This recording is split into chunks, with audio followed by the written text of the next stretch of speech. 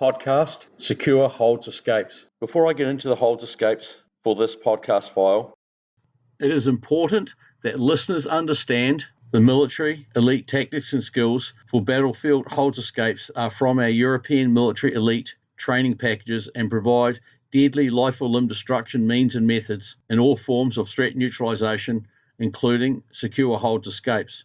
This is a must for battlefield kill or die actions on, as the reason for the enemy applied secure holds could be to kill by airway destruction, spinal cord destruction, or the introduction of a weapon once they have the target secured, as well as their comrades entering the actions on, finishing the job of taking their enemy out when they are compromised by being seized and secured. If one is thinking escaping secure holds by anything less than best of battle proven overkill means for the battlefield, they are not employing best MIL close combat threat neutralization tradecraft skill sets. Everything about MIL Elite CQC and MSD is foul or deadly in the objective achievement of threat neutralization. Battle dress, body armor, helmets, webbing, carried kit, and combat boots provide increased protection against injury and can aid in causing injuries, wounds, and incapacitation. Primary weapons, backup weapons, edged weapons, bludgeon weapons, improvised weapons are all primary, secondary, alternative, or emergency means of holds escapes and stopping an enemy in their track. All threat situations must be trained for, including from deadly primary weapon escapes, threat neutralization, through to foul and lethal unarmed CQC escapes and incapacitation or enemy elimination. Putting a hold on an armed enemy is suicidal in a battlefield kill or die actions on, as the reality is a bullet, blade, or hard trench warfare tool can achieve both hold escapes and enemy neutralization quickly by hard, heavy, and hostile threat neutralization, primary tradecraft means and methods. The dagger can amputate the choking arm. The backup weapon or gut gun can cause a hold release via a fatal life support systems wound, and trench warfare weapons can crush the skull. This is a very different mindset and modus operandi to traditional or sporting type training and competition. Obviously, for civilian self-defense, lethal life or limb destruction skills would not be employed. However, MIL self-defense and MIL CQC provides alternative options that fit within laws of self-defense, being commensurate with the threat. Secure holds include strangles, chokes, headlocks, the full Nelson, bear hugs, body holds, side headlock, front choke or guillotine, and basically any hold that restricts movement, contains and controls the abdomen, neck and head. The first priority with secure holds escapes is self-preservation, self-protection and safety. Any hold that puts the combatant in a high risk or dangerous position, the first priority must be alleviating of pressure or any action that could injure, wound or be fatal. Military combatants must understand that the type of holds that they would face in an actions on the battlefield are life-threatening or life-taking and require considerably different approaches, tactics and skills to your submission type, training type holds application.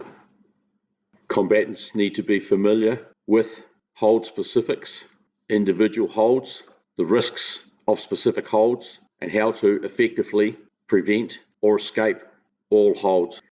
As part of holds prevention and holds escapes, the combatant must be well versed in actions not to be undertaken so as not to increase risk by panic, dynamic actions that could increase injury or lead to death.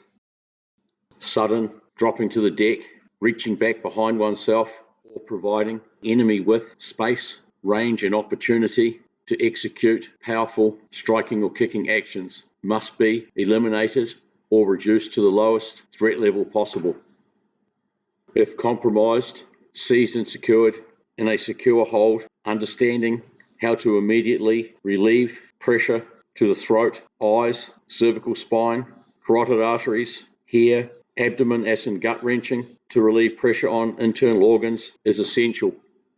Likewise, being able to put a stop to biting, hyperextension of the fingers or thumbs, and seizure of the scrotum is a priority as part of the setup of secure holds or seizure escape. Prevention and escape of secure holds must be for CQC specific. The secure holds escapes military combatant mindset must be one of pain is a motivator and pressure is a deadly enemy.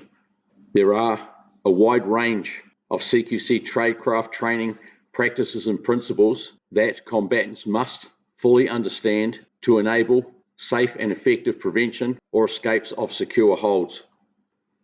Restricting enemy offensive actions by body-to-body jamming and using your enemy's rear flanks as cover against contact is a must.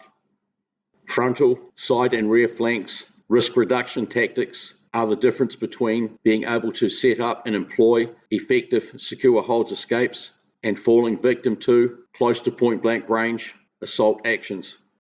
Combatants must understand how to position their upper quadrants out of the line of contact to enable their effective setups and employments of secure holds escapes. This may require not only effective range, but also utilizing the enemy as cover against their own offensive actions. Some of the MIL CQC secure holds purpose is to kill, and knowing how to prevent lethal employments is essential. Sudden aggressive shock actions and high-level pressure are your enemy in deadly holds employments. You must know how to relieve pressure for self-preservation, self-protection, and as part of such deadly holds escapes. There is a massive difference between a lower-level controlled secure hold escape and a maximum force deadly secure hold employed with full force and dynamic sudden aggressive shock actions. Such takeout holds are truly life-taking and definitely life-threatening. The Applegate-Fairburn spinal dislocator was one such hold developed for deadly objective achievement. While most holds that a civilian may face are not intended to be life-taking and as such are not life-threatening, it is still important that the employment of all tactics and skills to maximize safety as part of effective setups of hold prevention or hold escape are included. The reality is, some holds, if incorrectly employed, or if the enemy or the combatant lose their balance, lose their footing, such dynamic decentralization could increase the risk of severe injury or be life-threatening. All your brain to boot, MIL, mental toughness, enhancement, tactics and skills come into play immediately when you are compromised and find yourself in a secure hold. Controlled respiration, turning on of your senses, maintaining of stability by resistance, or if under forced movement, yielding to achieve an advantage. As soon as you have controlled the risks and dangers of the situation, undertaking by fast mapping assessment a real-time decision-making plan of attack is a priority. It is important that you are aware and alert of everything that's going on and everything around you. You must know where your combat boots are at all times, and you must be able to identify risks and dangers, including terrain-related risks and dangers, and if there are other foes that could be an additional risk to you. Understanding how to make adjustments to change your position and line in relation to the enemy that is holding you and other foes to restrict them having easy access to assault you. All undertaken actions must be powered by controlled CQC respiration to maintain physical capabilities reserves for prolonged actions on requirements to escape the secure hold and neutralize the enemy and other foes. Your aggression output must be controlled. It must be definite and deliberate, and you must be in the correct range to maximize your chances of not only escape, but also effective threat neutralization. Employing MIL CQC or MIL self-defense in a civilian situation must provide not only escape, but the capability to incapacitate your enemy and enable escape and evasion. In military battlefield secure holds escapes, it may well come down to kill or die and the requirement of lethal armed hold escapes or lethal unarmed hold escapes. Immediately post the employment of self-protection, self-preservation skills, hard boot stability must be set and maintained. Changes in footing are best by sliding actions, not stepping actions, to maintain an affinity with the ground and reduce the risk of losing balance as part of lifting your boot off the ground in a stepping action.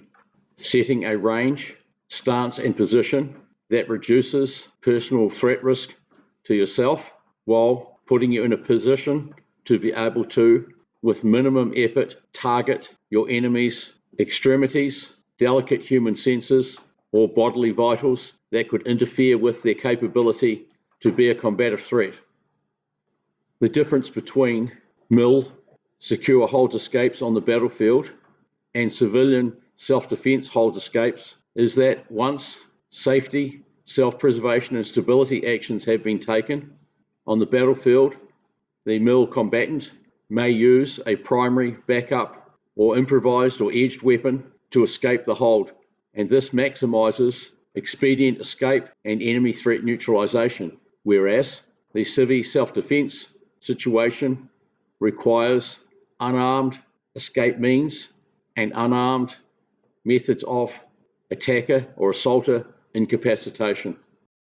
While there are some specific holds that require specific tactics and skills to effectively escape them and neutralize the assaulter, the general principles are, after self-preservation, self-protection and safety, turning your senses on and employing controlled respiration and all your brain to boot mental toughness, tactics and skills, assessment, decision-making, and setting a stable platform or foundation at the correct range to be able to employ your decided skill.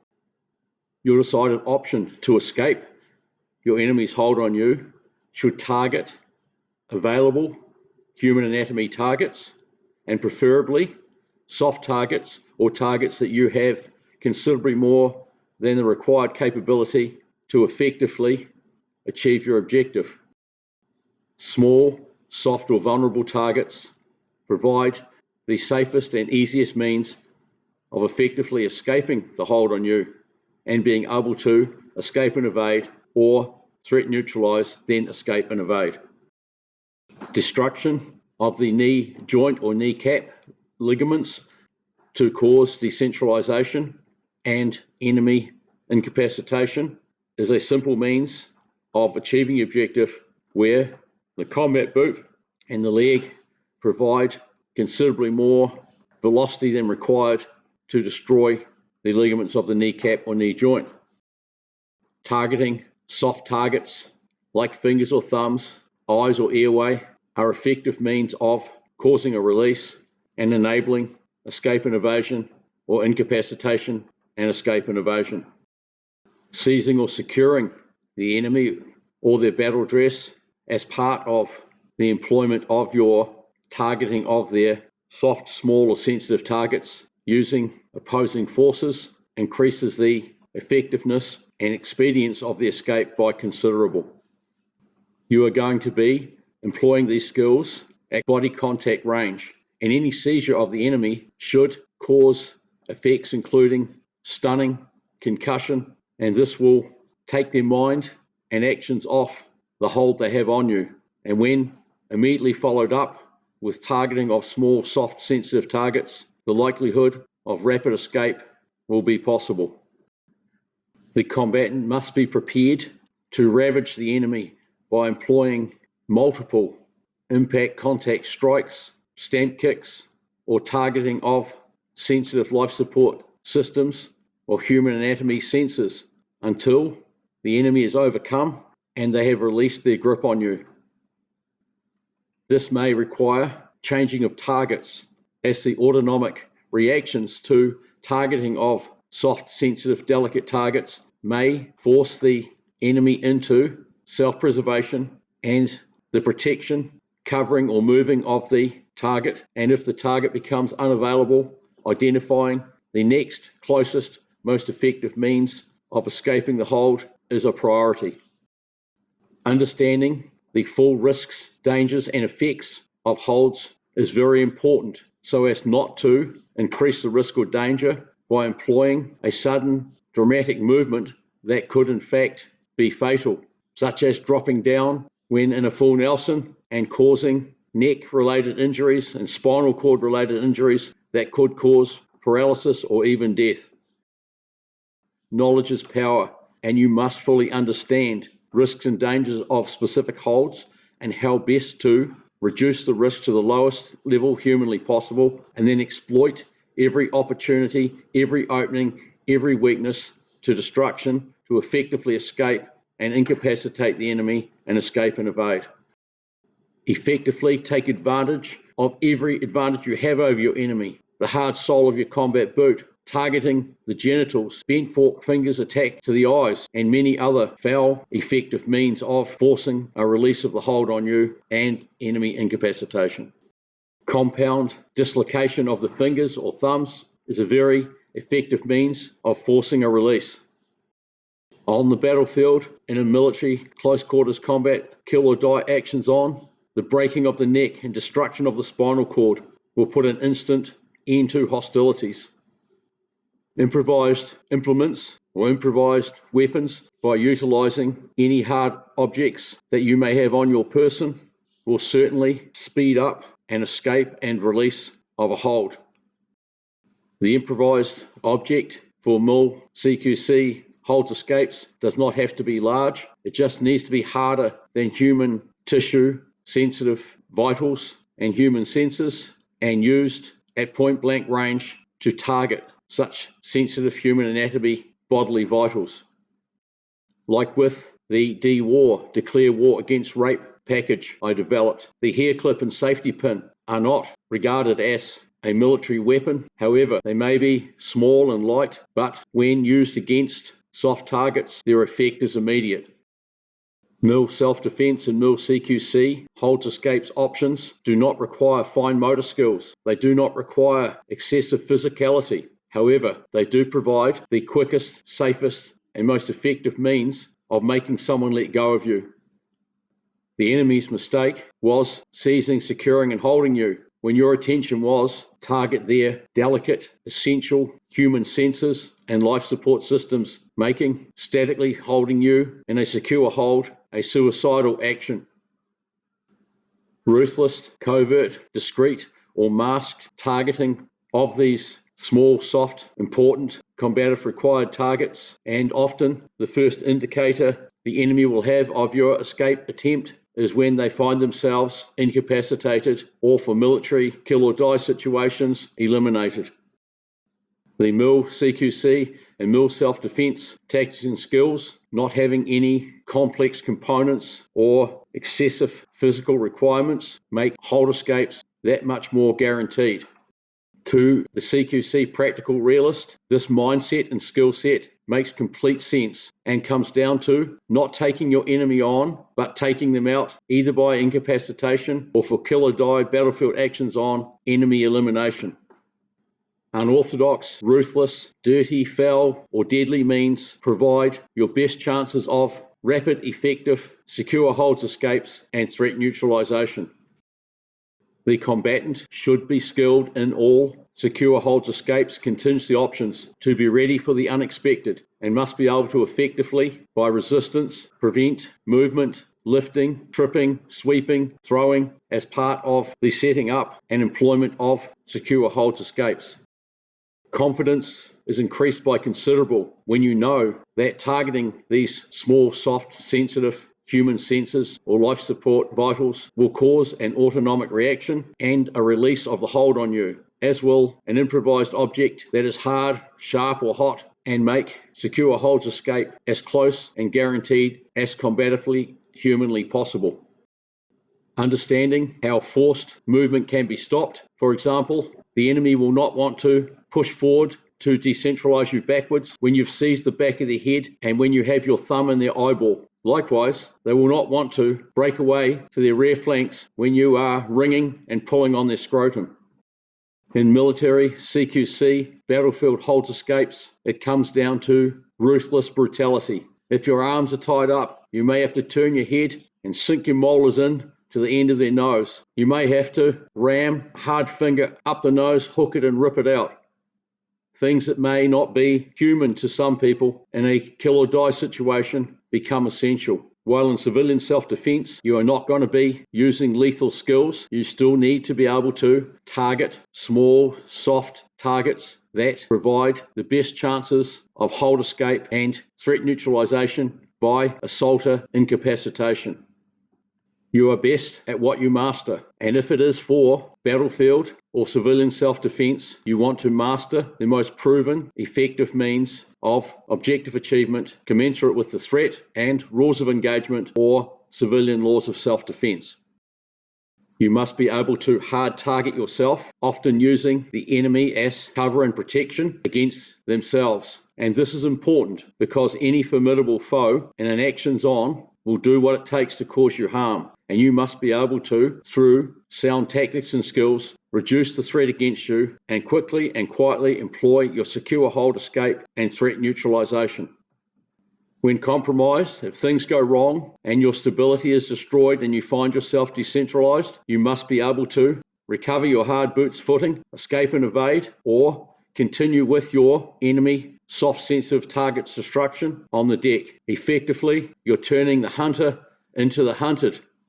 While it is important in training that at enabling level, skills training is undertaken slowly and precisely. However, once you have mastered escapes, you need to practice them under duress, as there are many factors that may not be present in controlled choreography of hold escapes that will present themselves under heavy actions on hold escapes requirements.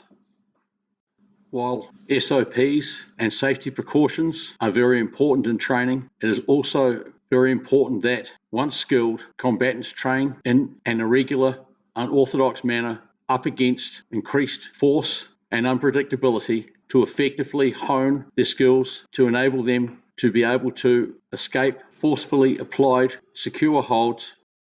This is where BHEs and other operational methods of training are very important to enhance CQC capabilities, confidence, and mental toughness under threat and under assault. In our MIL CQC, there are primary means and methods of escaping secure holds, and there is also principle-based methods of escaping all secure holds. And this is important for emergency hold escapes where you are compromised and may be injured. Skills commonality is most important in high-risk situations as a result of the importance of rapid decision-making and skills, initiation and execution requirements.